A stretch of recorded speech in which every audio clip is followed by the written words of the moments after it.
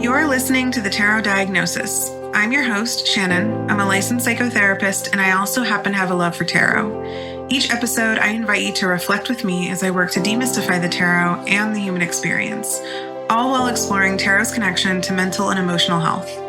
While this podcast may feel therapeutic, it is not meant to take the place of psychotherapy. So grab your cards and join me as I work to create a pathway to better understand ourselves and those around us.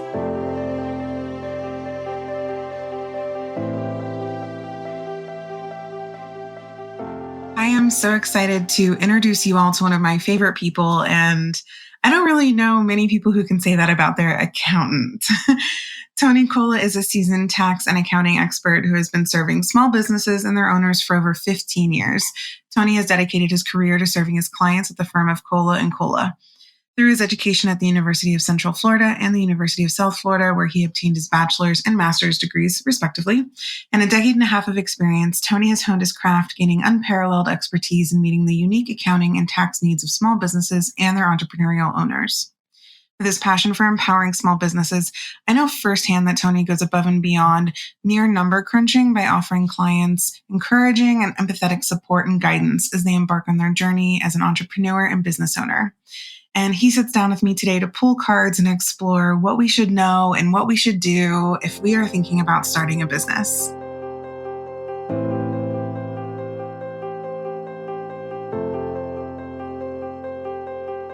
Hi, Tony.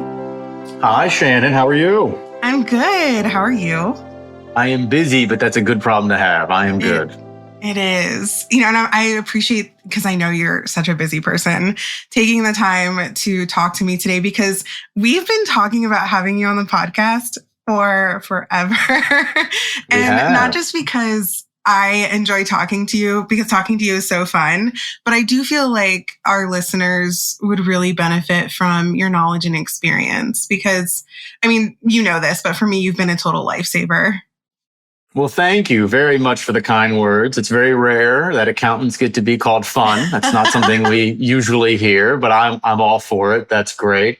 No, and I really enjoy this stuff. I do taxes for a living. I help people maintain their books, but my passion is really helping small business owners.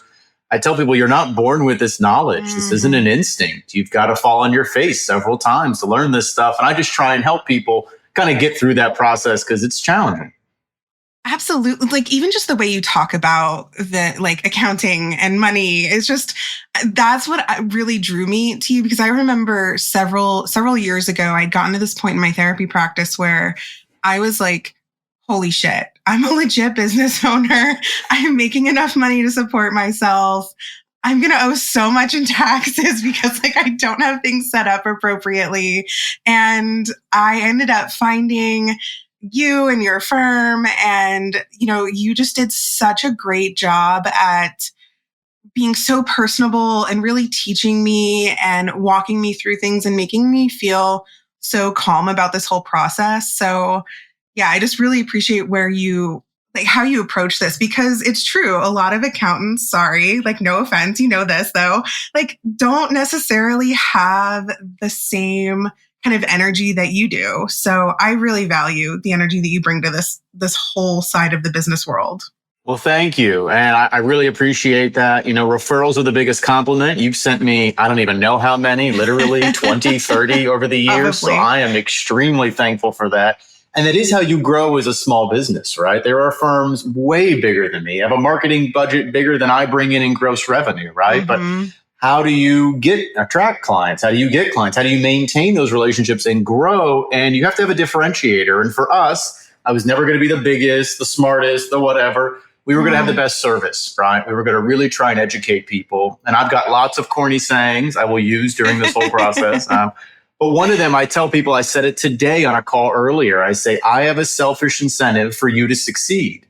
Absolutely. Right? I hope you're a roaring success. The smarter, faster, better you are, the more success you'll have. Hopefully you bring me for that ride, right? As you expand and grow and do what you do through your career.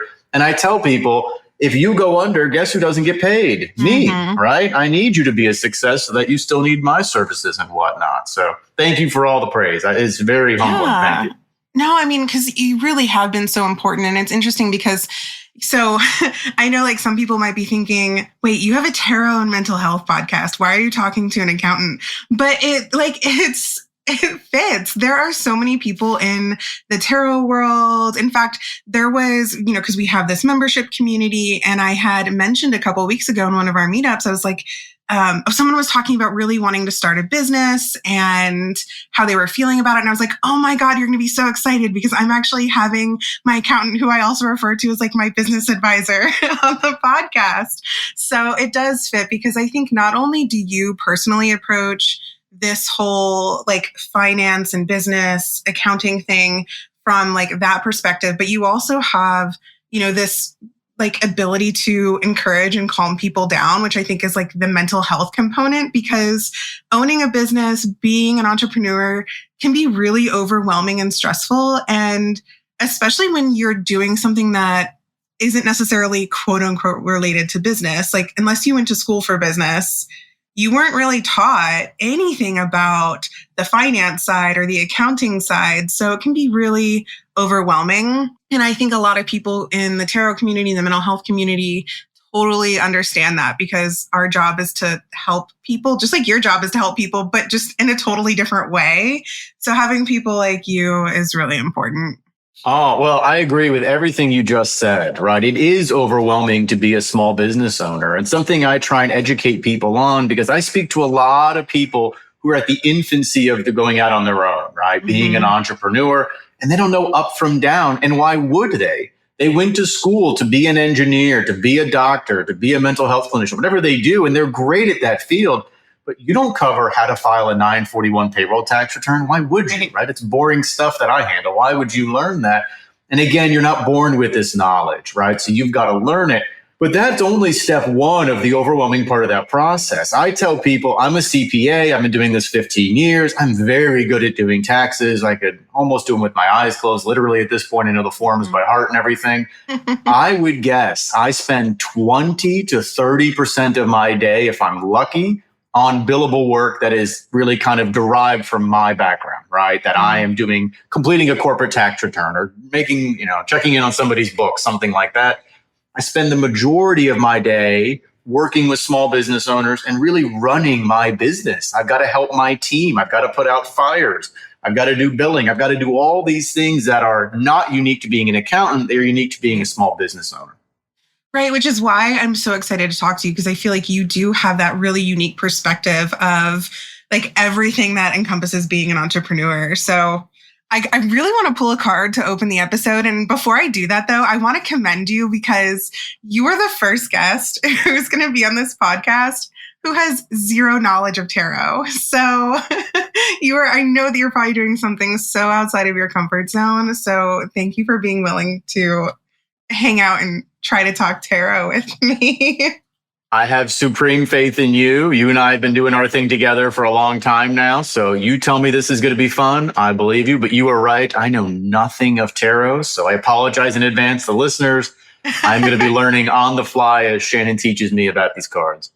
You'll be totally fine, because you'll see as I pull cards how they relate to just the human experience in general. And you'll be like, oh, okay, I get it. All right, so the first card we are talking about today is the Three of Pentacles. So the Three of Pentacles is perfect for really opening this discussion, because Pentacles in general typically are just like earthly experience here, but also they can represent actual money, because Pentacles are also referred to as coins in the tarot world. But the Three of Pentacles really embodies collaboration, skill, and effort. So when it comes to starting a business, this card reminds us of the importance of laying a solid foundation. And because it's early in the suit, the three, it represents kind of those really early stages of a project when you're planning and you're really excited to bring your vision into reality, and you're thinking about maybe end goals and not thinking about the like nitty gritty behind the scenes things, like the things that we're not taught about when it comes to starting a business. And it really highlights the significance of teamwork and seeking support and guidance and mentorship, which I feel like I've gained all of that from your relationship with me specifically. Well, thank you. That's very sweet. And I would agree. All of those things you said are critical, right? So a big thing I am a firm believer on is making sure you've got a good internal and external team, right? And what does that mean? Well, your internal team, right? We're referring to the people who actually get the work done every day. And that doesn't mean, let's pick your profession, for example. That doesn't just mean practitioners, right? You could have admin support. You could have an HR department. And that's obviously for a much larger size firm at that point. But getting those people in the right places, right? Not everybody is a good fit for every position. So making sure that works. But in the beginning, I would worry more about my external team, right? Finding a good accountant, right? You do need to make sure your tax planning is handled for you throughout the year. Payroll processing, entity selection, lots of boring stuff I do all day long, but is very important and critical. And something I tell people is spending some time getting that right on the front end may take you an hour or two. But if you make a mistake and you now have to go back to the IRS, it is like an act of Congress sometimes trying to get something simple fixed. I have special practitioner lines I can use and methods I can call with. It takes our team sometimes, especially during COVID, we would call for days before we could get through. So clients would get frustrated. Hey, you said this was a simple fix. Why isn't it handled? I physically cannot get a hold of anyone. Right. So spending that time on the front end, lining that stuff up, and that goes for insurance and banking and other things as well. Getting that team built, going through your contacts, your referral network, finding out good people who are well versed in small business, right? You may be excellent at accounting and all these things or picking stocks or whatnot. But if you've never done it at a small business level, that might not be the right person for you. Oh, that's such a good point. And so I'm looking at this Three of Pentacles card, and it's really cool because I love the way you're talking about internal versus external, because the three figures in the card are outside of this building. So we can think of like the inside of the building being the internal aspect of the business. And this person who's talking to these two other people are on the outside. So that's the external, like you're referring to. And I love also that you're talking about the importance of making sure you're doing your due diligence to make sure that the people that you're seeking out to help you to be that external team fit with you. Because I remember before I found you, I actually interviewed probably 3 or 4 other accounting firms, and I was getting to the point where I was just like feeling really defeated because I clearly remember this one meeting where I went in to meet this person, and the office, I felt like I'd walked into like some sort of time warp.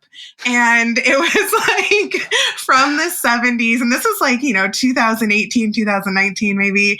And it was, no one was around. I was like shouting down a hallway, hello, I'm here for my meeting. And then they walk out and they're like annoyed that I'm there. And I walk into their office and they're just like not making eye contact with me. They're sitting behind. It was so bizarre. Just night and day difference to when I found you all. And when I say you rolled out the red carpet for me, you rolled out the red carpet. I remember I walked in and there was like this chalkboard that had like welcome Shannon on it. I was like, what is this? It was amazing. But then the way that you talked about small businesses and really made sure to focus on developing a relationship with me was huge. And that's when I knew like, okay, these are my people. So really, it's also like making sure, same way with therapists, you should be interviewing multiple therapists. If you just meet with one therapist and you're like, oh, I don't know, it's like, okay, I guess. Like your experience in therapy is not going to go well. It was the same where I had to meet with, multiple accountants before I found you. So that process can also be overwhelming, but it's really important because like you said, if you screw up and you make a mistake, you want to know that the people who are a part of your external team really have your back. And I know that you have my back. You described the relationship aspect, and I think that is huge. When clients call, they are interviewing me as they should, right? Make sure I'm competent, make sure I'm expert in the field they're looking for help in, all critical stuff. I am interviewing them. Something I always ask, why are you leaving your current accountant? Mm-hmm. And if they say something like they retired, I've moved, something very normal. Oh, no problem. If they say I've had 5 CPAs in 6 years and they're all jerks, okay, so I'm going to be the next one on the list. I'm all set, right? That's not a good fit, right? And one of my many corny phrases that my mom came up with this one, she says, and this applies, I think, to therapy a lot as well. If you win them on price, you lose them on price. So if somebody walks in and the first thing out of their mouth is, how much do you get that returned on? Oh, the guy down the street is $5 cheaper. Go. Have a lovely time with that guy down the street. I wish you the best. If you want a team that's been doing this a long time, right, experienced, all that stuff, those people are not easy to get. They're not cheap either, right? So in order to have those things, it costs money, and hence we pass that along kind of thing. So I would definitely go for that relationship in anything you're doing. You're dealing with a lawyer, a bank, or any of those things. If you walk into Chase Bank, none of us our size. They don't know who you are, right? You're Shannon, you're account number 123. Oh, hey, I know Joe. Joe's the branch manager. Hey, Joe, I'm trying to get a loan, or I've got these weird fees, or can you help me with it? And you can get help, right? So those relationships really help you kind of grow as a business and can also be part of your referral network going forward. Oh, absolutely. And even just, now I'm thinking too, the importance of not feeling like you have to do all of this on your own, because now that we're kind of talking about like how important the relationships are that you're making in this world with people who are more experienced or knowledgeable in certain aspects of what you need as a business owner is huge. But it can, I know, I've struggled with this where you feel like you have to be able to know or do it all on your own. And sometimes you have to be able to just say no, it's okay that so-and-so's an expert and does this. I'm allowed to trust this person or work with this person. And that's what's going to allow your business to grow. If you're sitting here trying to do this completely on your own and I know I've been a hypocrite, and you've actually are constantly hey, Shannon, have you hired any admin people yet? But that, and you've talked about this personally too, which I think this also comes into play with the Three of Pentacles, is making sure that you're not just isolated in this process and that you are trying to figure out, okay, who's an expert over here? What do they do? Who's an expert over there? And how can they help me with my business as I either already have one or as I seek to build one? I agree, 100%. And think of it in your personal life, right? If you had some issue with your foot and it required surgery, would you be Googling that and trying to do that on the weekend yourself? No, right? You would seek out a professional who's done that a million times, who can help you with that. This is no different. It's very overwhelming to look at a new company and think, oh my God, I've got 47 things to do. I don't know how to do any of them. I'm just a whatever I am. We'll pick mental health clinician, or in your case, how am I going to do this? It's the old elephant thing. How do you eat the elephant? One bite at a time, right? So you just go item by item on your list, find somebody who can help. And when you find a good attorney who helps you get going with things, can help with your licensure, whatever it may be, ask them, hey, do you know a CPA? Do you know a banker? Do you know a financial planner? Odds are they do. And that referral will go a long way, right? Google reviews are great. That's not a bad way to go at all. Certainly read those and whatnot, do your research. But getting that personal touch, oh, you came from Joe. I know Joe. We've been working together a long time. It's just a great way to continue to build your knowledge base and your external team. It can also help you build your internal team.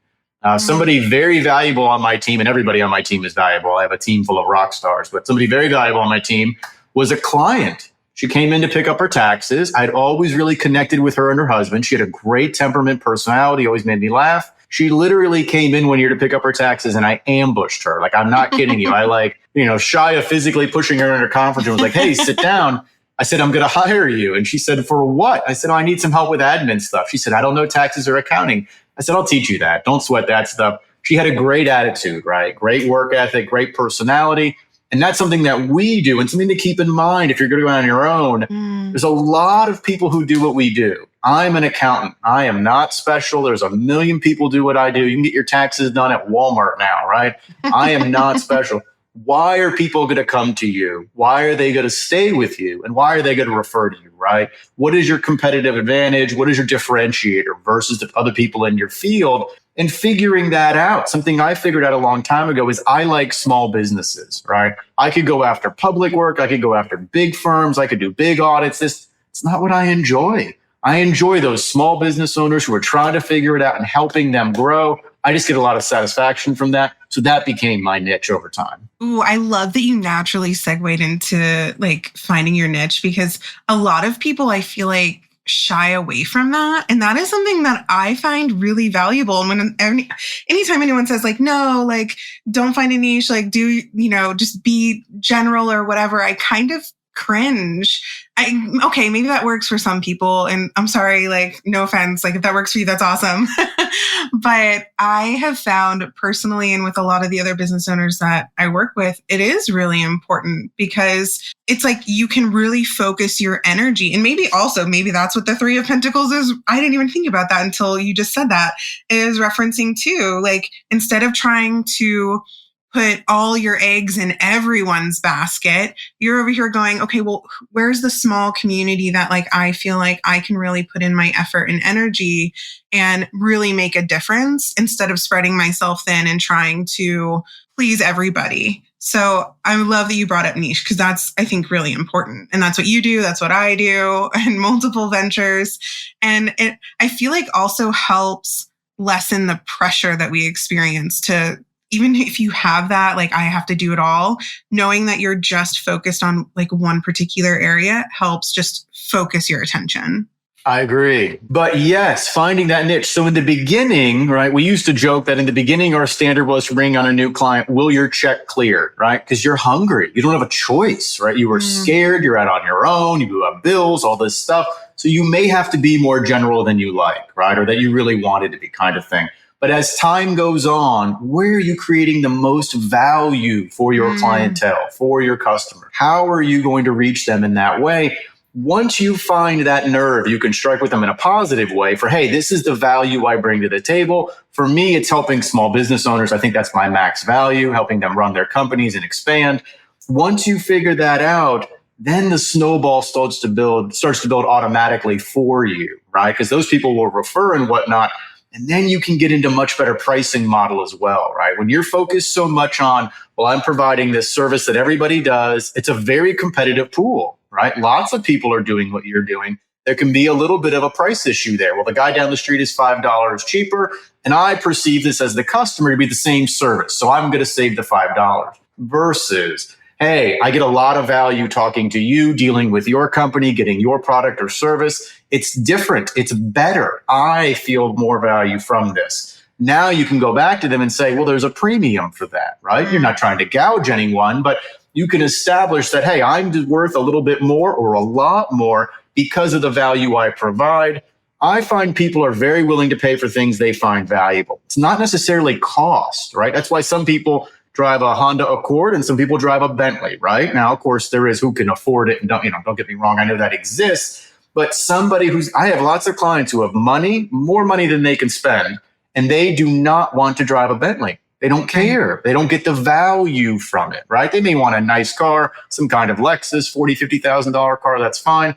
But even though they could write a check for $250,000 for that Bentley, they don't want to do it. They don't get the value. So how are you providing value to your clientele? That will help you reestablish your pricing and kind of push the whole venture forward. Yeah, talking about value is important too. And it's so interesting. Like, I had no idea that we would be diving into all of this just off of one card. I'm going to pull more cards in a minute, but like, this is fun so far.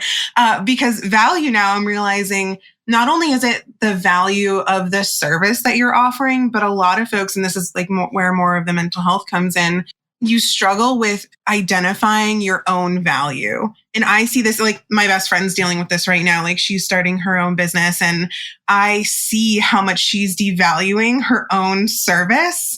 And I'm like, you don't understand.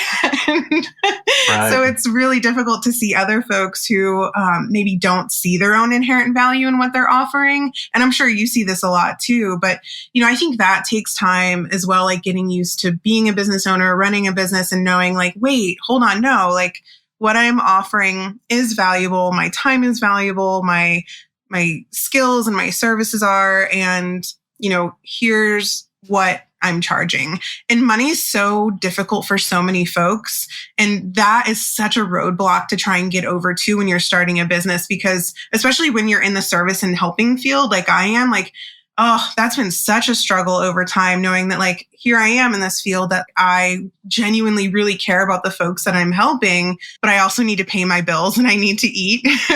And that can be really difficult to get over. And I think that just takes time. But also, going back to the Three of Pentacles, talking to other people like you or like other entrepreneur focused folks who are helping, who maybe are a part of your external team, getting their feedback and not living in your own kind of personal echo chamber is really important, because then you do devalue your services. So talking to people like you who are looking at your books and saying, okay, well, here are all your bills. Here's everything that's coming out. Here's what you're going to owe in taxes, but you're only charging this much. We need to talk about this because this isn't sustainable.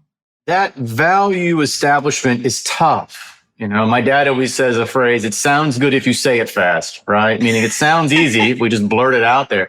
But I will tell you, I've been doing this 15 years. I would say it took me the better part of 10 to gain the confidence to tell people no. That's a tough thing to do as a small business owner, right? You're afraid, you're hungry, you're scared, you're trying to grow this thing, and having the confidence to tell somebody, hey, I want $5,000 to clean up this mess you had. I know this is my world, right? Obviously not therapy, but I want $5,000 for this. Well, I don't want to pay it. Well, I don't want to work for free. So that's okay. You know, if you walk into the Mercedes dealer with $30,000 and there's nothing on the lot for $30,000, they don't lower the price. They tell you to go to the Honda dealer down the road, right? You can tell I like cars. Anyway, so that value thing is tough. It really is. It's a confidence thing. It really is. And so what I would say is when you're doing that broad work, it's tough. It's tough to try and push a little weight around and say, I'm really good when you look like everybody else. That's my opinion. Doesn't mean I'm right. Look at Walmart. They're multi-billionaires. But I think for small businesses, it's tough to try and do that very broad thing, because there's a lot of competition versus, hey, I dive really deep on this particular area and I'm elite at it. Then you get paid, right? If you need some very, I don't know, high-end eye surgery, whatnot, and the doctor says it's 10 grand, nobody really bats an eyelash. You say, okay, I've got insurance, we're going to pay because I want the best guy for this, right? So establishing that value internally, you're right, is definitely a struggle. I do this for a living. I kind of help people along this path for a living. And it took me years to get that confidence. So don't beat yourself up. It takes time, but kind of know that's probably a goal to work towards as you kind of find your niche. Absolutely. So I just cut the deck because I was like, all right, we should probably talk about a different card. And I pulled 10 of Wands, which is, it's a heavy card. It's really talks about like the weight of responsibility, because it's a person like carrying 10 wands on their back. They're like hunched over. Clearly they're like, oh shit, this is a lot. So I feel like this card speaks to maybe the challenges that we face as we run businesses or we think about becoming an entrepreneur, and also like the importance of finding balance, because, you know, also the 10 of Wands, I mean, this person's clearly dedicated to carrying all of these wands on their back.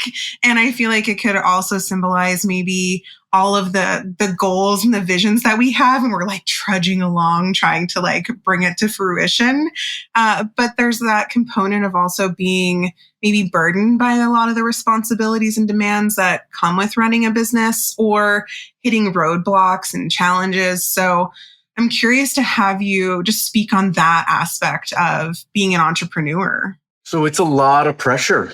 It is. And you think of that's compounded under the other pressures of life, right? Family, children, relationships, all kinds of things, financial. I mean, there's lots of things out there. So something I do, and I'm really big on, is when somebody comes into the office or I do a Zoom, whatever it may be to onboard, I ask them, do you want your significant other to attend? Your husband, your wife, or whomever it may be. Do you want them to attend? And sometimes they look at me funny.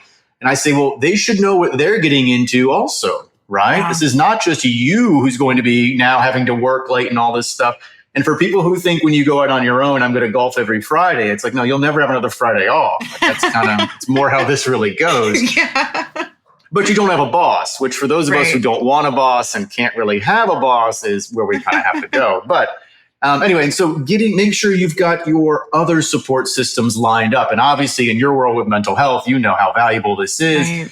And making sure your spouse knows what we're signing up for, because you guys collectively and your family being away from your kids, working those long hours. I can tell you, I can think of two very specific stories of people who I knew very well, who I would consider elite at their trade, at what they did. Two separate guys who were business owners. Neither of their wives were really on board with what they did. They didn't really want them to go out on their own. They thought it was a mistake.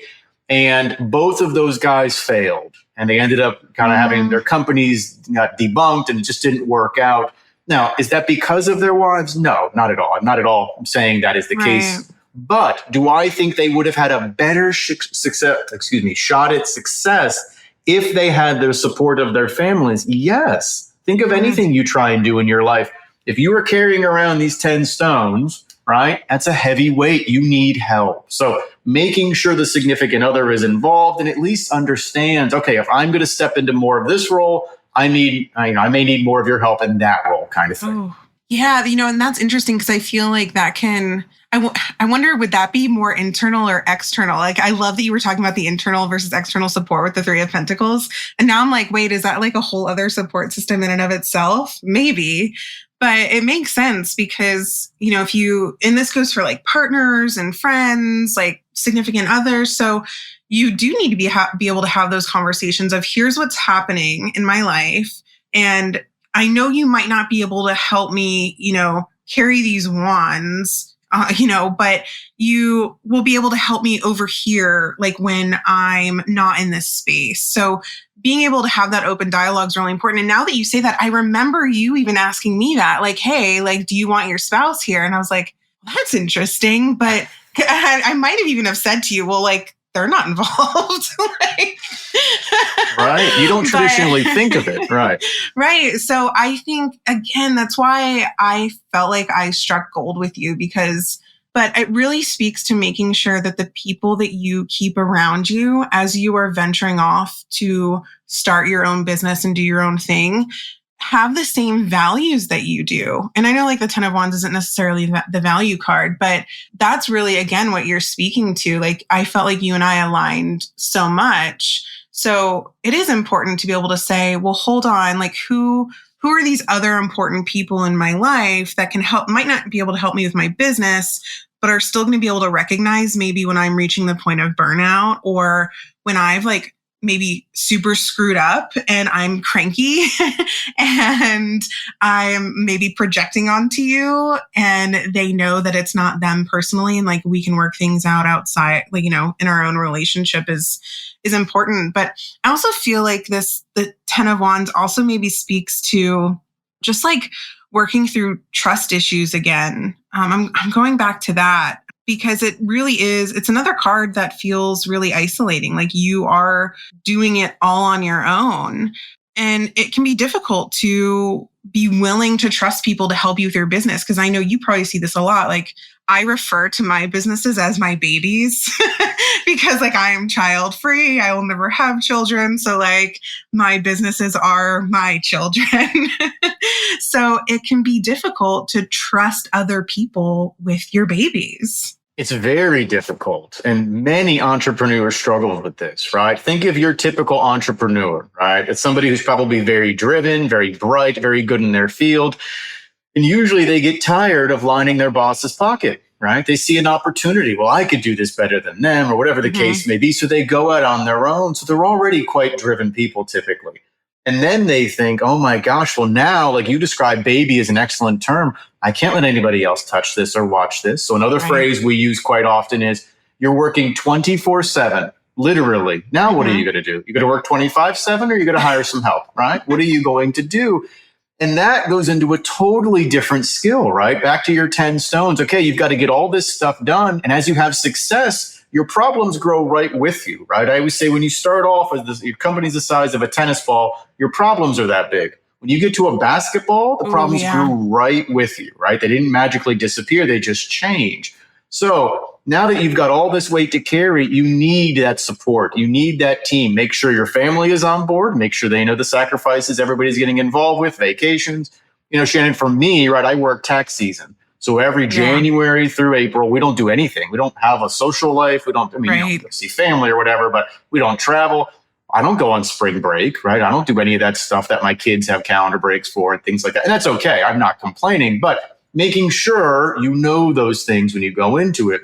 And so getting the right people around you and learning how to delegate. That was something that took me a while to figure out, right? How to share this burden, how to get this stuff done, and then how to manage not only the processes and the workflow, but the people. That's a whole nother skill, right? That you don't read about in a book. You can take a management class. It's not going to tell you how to deal with this exact specific interpersonal conflict you're dealing with, right? So figuring that out, giving yourself some grace, you will fail. All of my biggest innovations typically came through failure. Yeah. I'm not afraid of failure. I'm not ashamed of it. I could do 5 more hours of podcasting on my failures, right? But don't be fearful of those. Embrace them and learn from them, right? That old saying, take your biggest weakness and turn it into your biggest strength. I love where you're going. So another card that I just pulled was actually the Six of Wands. So interesting. So 2 wands and pentacles. So the Six of Wands, like so upright, the Six of Wands is all about like success and like, celebrating, all this hard work and like the culmination of a project. But like the shadow aspect is this like sense of failure or maybe a fear of failure. So I would love to talk about that more because I feel like, so even from like a therapeutic perspective, when I'm working with clients, we tend to attract like people who are similar to us. So I tend to attract a lot of clients who really want to like start their own thing, be an entrepreneur. And so often they are getting in their own way because there's such an intense fear of failure. It's like and I totally understand this. It's like we have to know exactly how to do everything before we even do it. And the thought of failure is overwhelming. So for you to say, all of my successes have come from failures is huge. And I think more people need to hear that because I think just the idea of failing stops us from living the life that we want to live. I agree. It's tough. It's very challenging to get over that fear, especially when you are first starting out. What could end up being a molehill feels like a mountain. Like, oh my gosh, I screwed this up for this account, this client. The world is going to stop spinning tomorrow. And yet it never does, right? And so what I tell people is once the mistake is committed, whatever that may be, and what happens as you grow is it's no longer just your mistakes. I now have a team of 11 people on my team. If anybody makes a mistake, my name is on the door. I have to own up and deal with it, pay the penalty, do whatever. Unless Amazon drops off a time machine at your house, and if they do, I would love to borrow it. I would love that. Same, but anyway, please. Until they do, you have no control over that mistake. All that you can control is your reaction, right? Yeah. So another one of my corny sayings is just follow the golden rule in business. People often complicate that with money and egos, right? Well, I don't want to give up $5 or I don't want to admit it. That's fine. Then you're going to struggle, right? Just treat people how you would want to be treated. If somebody messed up on your paperwork, or in my case, a tax return or something like that, I tell people, okay, if there's penalties, I will pay them. It's my fault. I don't like writing those checks, but it's my fault. I had one the other day, a very good long-standing client, been with me probably 12, 13 years, actually kind of a friend of mine now. I found a mistake on his return. I went and amended everything, and I missed filing it, the statute of limitations, by 3 days. I'm not making that up. The statute of limitations is 3 years. We were 3 days off. It cost him $3,000. I didn't even hesitate. I wrote him a $3,000 check. I had many other things I wanted to do with that $3,000, but there's no debate. It was my fault. If somebody else had done that and screwed up for me, I would hope they would take care of me, right? So how you react to those failures is what I find that matters. If you do everything in your power to make it right, people are generally understanding and forgiving. And I tell people, unique to my business, not yours, you deal with health and whatnot, but I tell people I'm not a heart surgeon. Nobody dies in my office, right? We do taxes and bookkeeping. So if there's a mistake, we make it right. And you're speaking like a therapist right now. And seriously, a minute ago when you were like, the mistake itself might not matter, but like how you can't control that it happened, but how you react to it is what's important. That is so like a therapist line. Like what happened. The only thing that we have control over now is how we move forward. And that's so true because I think in the beginning, when you're in those early exciting planning stages of starting a business or, going on this entrepreneurial journey, you're filled with so much excitement. And then the reality hits and sets in like, oh, I could like fuck some shit up. Like, this is scary. Maybe I just won't do it at all. And then, then you're missing out on something that could be incredibly fulfilling or life changing. And like, I know for me, like, even just like, of course, like being a therapist is a whole other ball game. Like, I definitely had so many fears with that. But doing this podcast, it was like, oh God, people are going to listen. What if I say something that's like so shitty or like comes across like so wrong? And, there's been things that have been said and people have actually like reached out and been like, hey, can you add some clarification to this? What did you mean? And so, yeah, I'm like, of course, let me explain to you like my thoughts or like my former co-host thoughts. Like, this is what we were thinking or feeling at the time. And people have been so receptive to that and been like, oh, okay, thank you for taking the time to explain what you meant by this. So I love that that's where you went with that because, yeah, all we have to do is think, well, we often think worst case scenario. So there's worst case scenario, best case scenario, and then the most realistic case scenario, and that's where we need to be hanging out in that space of, okay, what's the most likely thing that's going to happen here? Thinking about worst case scenario, best case scenario, most realistic case scenario, a lot of times this happened to me recently. All of you who listen know what happened. I started this podcast with a co-host and she decided to leave, and it's very easy for me to be like, oh God, like the worst case scenario. But really, like hanging out in that space isn't going to solve anything. And it could have really harmed the podcast. It could have harmed the business aspect of it. So, I realized, well, okay, I can't control what happened. I can control what I do moving forward. But that's a whole other component here. We talked a lot about feeling like you have to do things on your own. But there's a lot of things that go into starting a business when or if you choose to do it with a partner. Yes. And I have a saying, one of my strongest ones that I have repeated hundreds of times throughout my career is partners are for dancing. They are not for business, is my general take on that. And if you talk to a divorce attorney, I'm sure they would tell you, don't ever get married. It's going to end horribly. And I'm not nearly that dramatic, but I have seen dozens, and I mean, I'm not exaggerating, dozens of corporate divorces. And some go totally fine. Two people part ways, somebody buys someone out. But most, I have one, I'm not kidding you, Shannon, one remaining partnership now of all of our clients. We're going to file over 250 corporate tax returns. I have one, I shouldn't say out of all 250 tax returns. I have one monthly partnership still going strong. And I've got, like I said, dozens of stories. If you need someone to help you get going, my advice is pay them and pay them well, right? Yeah. That's why people show up to work every day, is to make sure they can put food on their table. So compensate that person. You can give them a profit sharing arrangement, right? But don't give them ownership, right? Don't do that. And that doesn't mean anybody is a good or bad person in this deal, that you're right or wrong. It's just very difficult because you will reach a point where you hit an impasse, right? And somebody wants to go left, somebody wants to go right. And now what do we do? And usually what happens is you make a decision, we go left. Well, the person who wanted to go right is resentful, right? And that's going to build, that's going to fester, and it's going to manifest in other ways. Usually comes to a head. If you are going to have a partner, which I would strongly talk you out of, but let's say it's a strategic thing and you don't have a choice. This person has a license or something you need this person. Then I tell people, map everything out. How do you get in? How do you do it while you're in? And then something nobody likes to talk about, how do you get out? What are you going to do? I tell people at the extreme, one of you is going to die first. Right. Now you're in business with their husband, their wife, their kids. Is that what you intended? Is their husband or wife a good business partner for you, right? That kind of thing.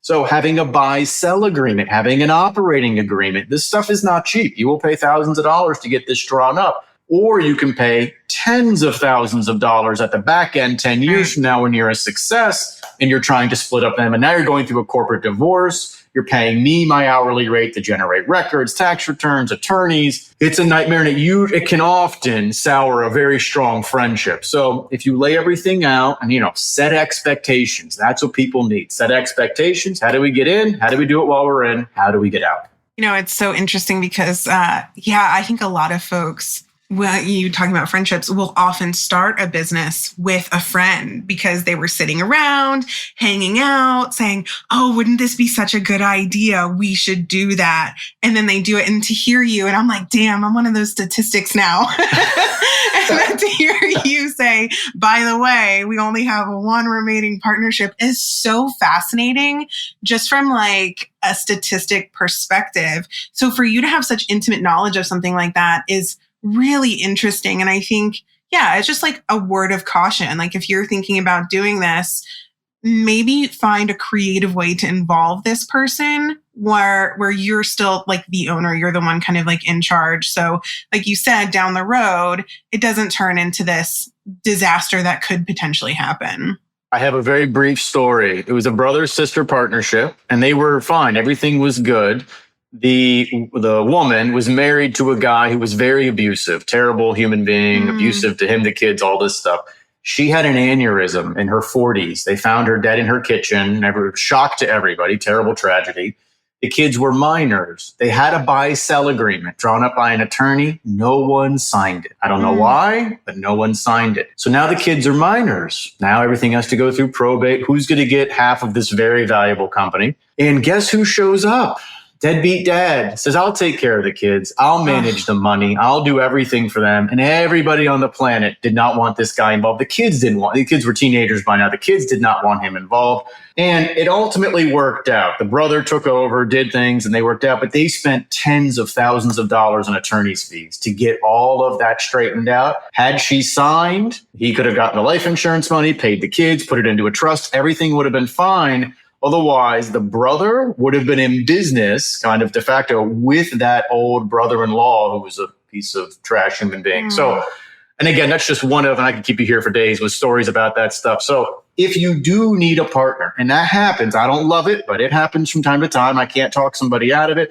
Just make sure you lay out that foundation, right? How are we going to do this and how are we going to split one day so that everybody's happy at the split? Yeah, I think that goes back to just talking about being in alignment and really being prepared and having a good external team, just finding an attorney, finding a CPA, like those are all things that you don't necessarily either think about in the beginning or even want to do because, you've mentioned this and I've mentioned this, you're all excited and really eager to get this idea off the ground.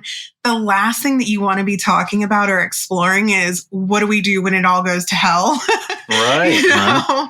But unfortunately, if you are wanting to really explore this entrepreneurial part of yourself, that's a component of it. And you do have to sit and talk about the difficult stuff. It's just honestly, when you're getting into a new relationship with somebody, you have to talk about things that are uncomfortable. If you have to talk about things that you value that maybe this other person doesn't value and what your differences are and how you're going to handle disagreements. It's the same thing when you're in business, also with yourself or other people. Absolutely. Yes. Right. If you were going to get engaged to somebody, married to somebody, you would have had countless conversations from do we want kids to something boring like what is your credit score? Right. You would have all those talks in between. You were basically getting married in this business, right? You were going to have a partner. They have certain inalienable rights, right? You have to deal with them, taxes, payroll, all kinds of things. Somebody, and this is something else to just kind of be aware of. Are you a saver or a spender? We kind of joke, it's like being gay or straight. You're probably not going to get talked into switching, right? Kind of thing.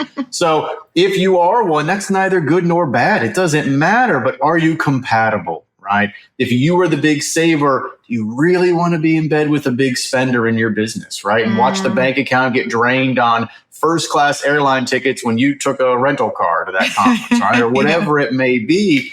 And again, there is no right or wrong to this, right? It's just figuring out how am I going to operate because you have enough headwinds as an entrepreneur, right? You've got enough struggles that you can conquer. We've all done it, and they're not always easy, but you can.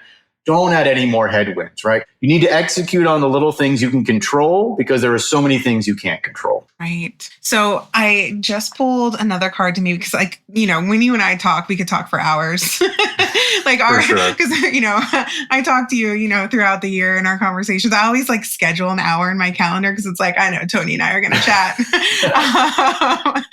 But the last card I pulled was the Four of Wands. And it's so interesting that I pulled so many wands. Oh my God. Okay. So Four of Wands is all about celebration and harmony. And I feel like that is a nice card to wrap up because, we're talking about all the things that it's okay, you don't necessarily want to think about these things, when you're wanting to start a business and do your own thing. So the Four of Wands really allows us to enjoy the fruits of our labor and figure out how we can celebrate all of our hard work. So I'm hoping you can spend some time talking about what that looks like when you're an entrepreneur. I know things that you've told me, but when we think about allowing ourselves to just enjoy what we've created, how does that show up for you? So for me, it's freedom. That's what Mm, I value the most, right? That if I don't like a client, I can part ways with them, right? I'm not yeah. beholden to, I must do this. If I don't want to do a certain service anymore, right? Let's say I'm tired of doing IRS representation. I'm not at all. But let's say I was, I could phase that part of the business away, right? I could make that change if I wanted to. So for me, it is freedom. I very much value that. And in my opinion, the goal is to get to financial freedom, to say, Mm, hey, I'm going to work when I want to work. I'm going to work with the people I want to work with, or the product, the service, whatever it may be for you. I think that's the ultimate goal, is because if you've got freedom and you wake up and you decide what you want to do, when you want to do it. And I'm not saying you need money to go buy Lamborghinis in an island, right? You don't need to get to that status at all. But obviously, you've got to get out of that struggle phase, right? Where you're just sweating, making bills. And once you get past that, again, choosing what you want to do with your time through your business. But if you are a clinician and you are really tired of a certain segment of the population, you think, oh, I just don't want to deal with this anymore. It's very taxing on me, right? It's mhm. really draining me. I don't want to do A. I'd rather focus on B. Being able to turn down the A's is very empowering. That makes me think of, and another reason why I have really valued your guidance and wisdom and just in relationship is because I know I had reached a point in my therapy career where, I was working so much and so hard and I was so determined. And then I got burnt out. And I was like, I cannot do this. And, I come from a family where, it was like, you keep going, it's never enough. And I always had this like fear of financial insecurity. So that's really why I was overdoing it. And I remember having conversations with you where you just like gave me permission to not work as much, which I feel like is bizarre coming from a CPA. Like, I don't know, like maybe it's not, but there was something so empowering about that when you were like, yeah, you know what? Maybe you just slow down for the next 6 months. Maybe you slow down for the next year. And I don't know if I've ever shared this with you, but you giving me permission to do that was honestly like, I don't know, it allowed me to be like, okay, like he sees my books, like it's fine. Whereas like when you're doing this all on your own, you might be really freaked out and think, oh, I'm not allowed to take a break, especially because I'm a business owner. And it's not that I took a full break and I didn't see, any clients. I just significantly reduced my caseload to the point where I was just making enough money to make sure the bills were paid and then I could buy groceries and pay my rent. And, I just wasn't bringing in money for like a bunch of luxuries or shopping or whatever. And that was fine because I didn't need that at this point in my life. I needed to just relax. So I feel like that also plays into this Four of Wands card, is just allowing yourself to sit and enjoy what you have already done and created and give yourself an opportunity to recharge for the next phase. I think it circles back to value, right? Mm, Your value shifted on that, right? There was a time where you needed that cash, or that cash yeah. was more valuable to you than your own time. And what I find, and I'm very lucky, I hang out with smart entrepreneurs all day long. That's all I do. So I'm just a sponge. I soak up their life lessons, Mhm. their advice. I am constantly listening to them. And something I observed from the generation older than me, right? None of them, and this is a pretty common thing that's well known, none of them look back and say, like, man, I wish I'd have worked more, right? It's Right. always, man, I wish I'd have gone to more of my kids' soccer games, those Yeah. vacations.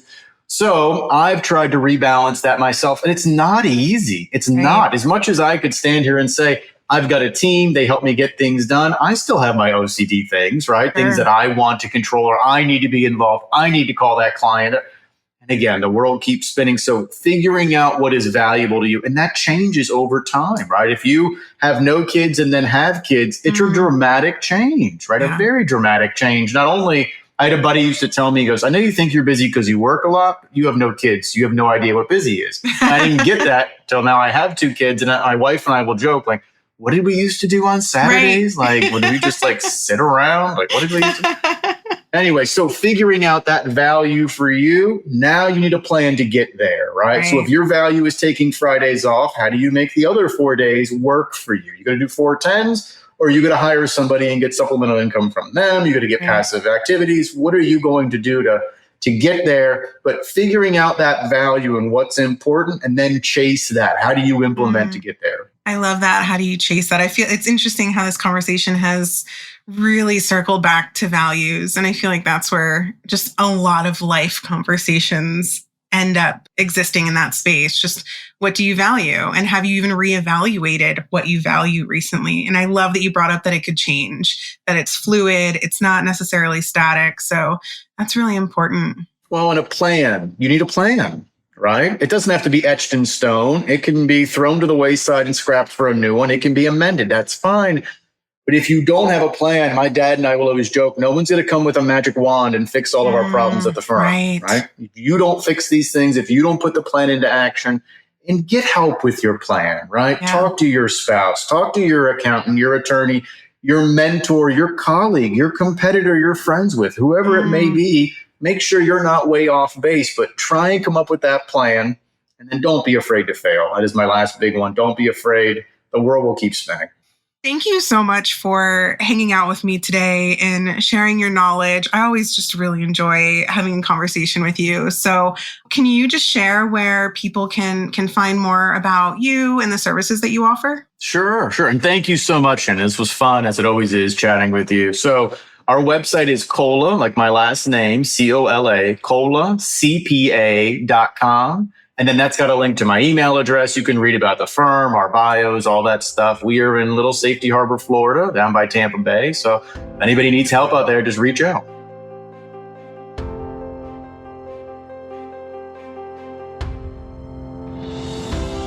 Thank you so much for listening to The Tarot Diagnosis. You can follow us on Instagram and TikTok under the handle @TheTarotDiagnosis and join us while we pull daily cards and explore tarot and mental health in between podcast episodes. You can also subscribe to our podcast to make sure that you never miss an episode. If you have a topic or question that you'd like for us to explore on the podcast, you can contact us directly on our website, www.thetarotdiagnosis.com.